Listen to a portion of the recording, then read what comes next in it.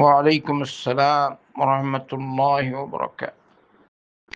এখন ওয়াইফাই তো এটা সর্বসারা পৃথিবীতে চলছে। এখন আপনি তো আর বলতে পারবেন না কে কোন কাজে ব্যবহার করে কি কি।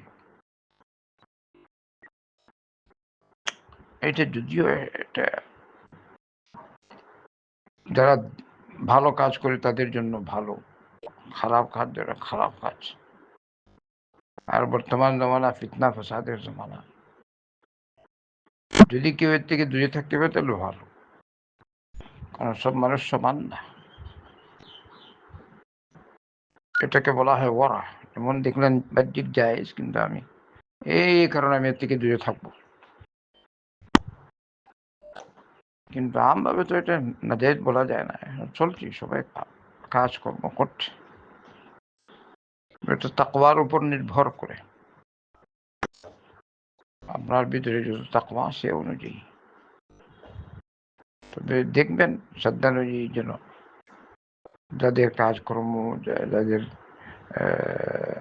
সাথে সংযোগ স্থাপন ইত্যাদির ক্ষেত্রে যদি তারা দিনদার পরিষ্কার হয়, এটা ভালো। কিন্তু আমভাবে এটা উৎসাহ দেওয়া যায় না যে হ্যাঁ ঠিক হ্যাঁ, এটাও বলা যায় যে ঠিক না।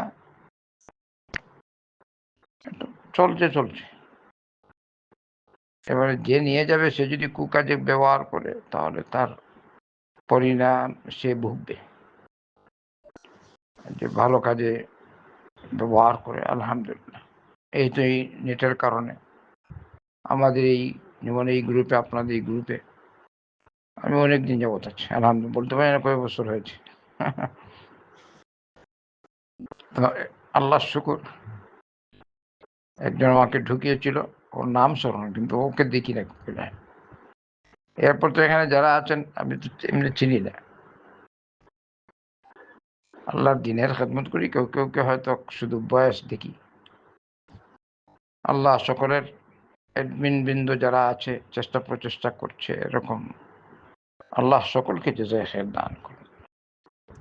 আর যারা এই প্রশ্নোত্তর গ্রুপে আছেন, আমি আছি, আমাদের সকলের নিয়ত যেন আল্লাহ খালিস করে দেন, দ্বীনি ইলম শিখা এবং শেখানোর তৌফিক দান করুন। বারাকাল্লাহু ফিক। আল্লাহুম্মা